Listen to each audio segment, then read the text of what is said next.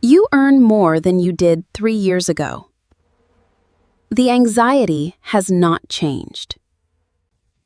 That is not a spending problem. That is something else entirely.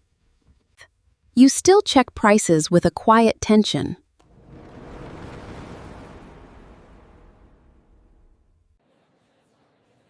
You feel a small pull when someone in your circle buys something you have not.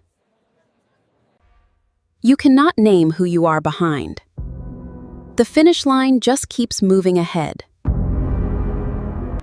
This is the one thing that makes every money rule fail before it starts. You are not spending money. You are paying a tax you never saw billed. The tax shows up on no statement. It scales with your income. It quietly moves money from your future security to your present image. There is a category of spending most people label wrong. It is not luxury. Luxury has a ceiling where you stop. This does not. It is not reward. A reward closes the loop and ends. It is not lifestyle either. Lifestyle reflects who you actually are. This reflects who you are afraid you might look like if you stop. The real name for this category is proof. You are buying proof.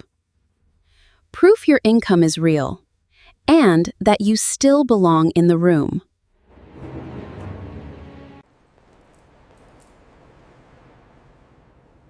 The car is just slightly above what you need. The apartment's real difference is the address, not the floor plan. You quietly retired clothes that started to read as behind. Each purchase looks defensible on its own.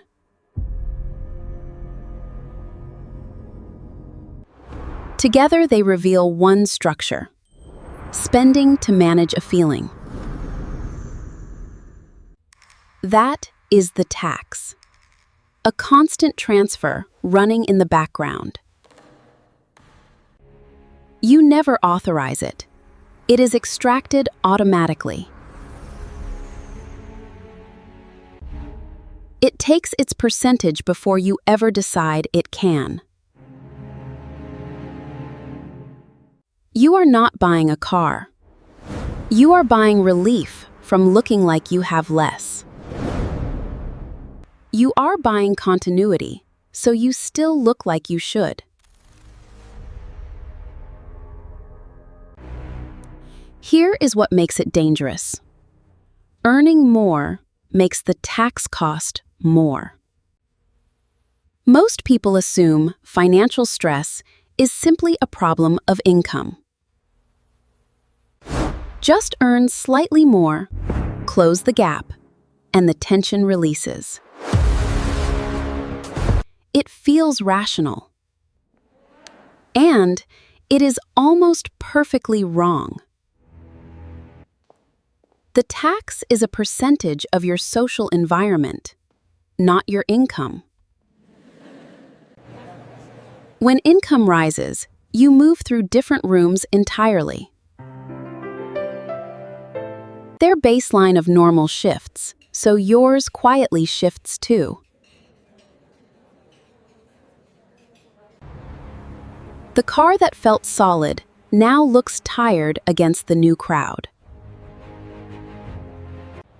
You did not move backward. The reference point moved forward. This is not greed. It is not weakness. It is not a moral failing. It is an ancient instinct, quietly hijacked by modern life. Lifestyle inflation is the surface. You earn more, you spend more. Status reference inflation is the engine underneath. You need more to feel the same. Together, they keep the finish line moving, no matter how fast you run. Stable at 50,000 among equals. Anxious at 150 among bigger spenders. Better numbers. The internal experience of security is identical, or worse. Run faster, and the finish line just recalculates further away.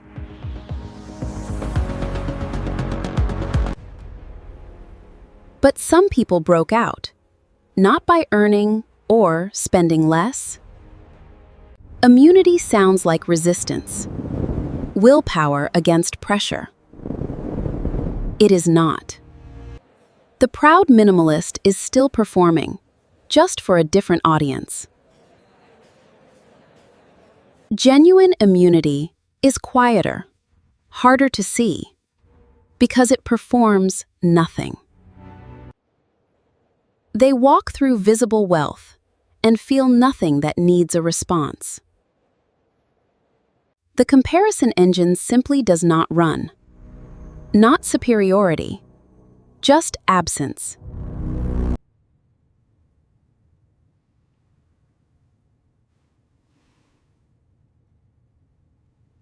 Savings accumulate without discipline, because the urge to spend as proof is gone.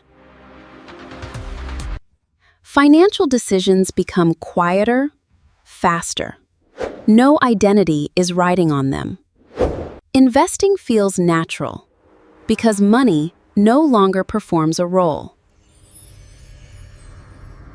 The difference between resisting and not feeling is dieting versus not being hungry. Oh, look at this. It's just what I wanted. A friend announces an expensive purchase, and nothing inside you moves, right? I'm so happy. Resistance leaks. Absence does not. Only one changes your outcome. So the real question is, what has to change inside you first?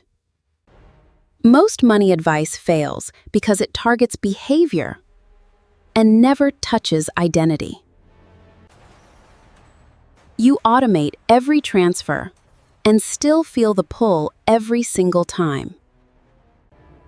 The pull is not a spending problem. It is an identity problem. For most people, money is evidence, proof they are succeeding and keeping up. For the immune, money is protection of time, choices, the freedom to refuse. This is not a reframing trick. It is a real change. One person checks their status against everyone in the room. The other checks their runway, their margin, their freedom to walk away. Same bank account. Two completely different experiences of having it. This shift is not instant, and it cannot be faked into existence. It grows as real security grows. So you face a quiet bootstrapping problem. The way in is small. Pick one area you stop letting comparison decide. Make that one choice for yourself, and watch the pull weaken. When this locks in, something happens to your trajectory no budget can replicate. Stop spending to prove, and you accumulate faster. Security deepens, the remaining pressure weakens, and each cycle gets easier. But the real payoff was never the money itself. A different relationship with your time, your work, your willingness to risk. The ability to walk away from anything that no longer serves you. This is the quiet wealth no one talks about. Not owning impressive things quietly. Not needing to own them at all. So the question was never whether you can afford these things. It is whether the you that needs them to feel secure will ever be secure. The version that needs proof can never arrive anywhere. The version that needs nothing to prove is already standing still. Status immunity is not a money rule.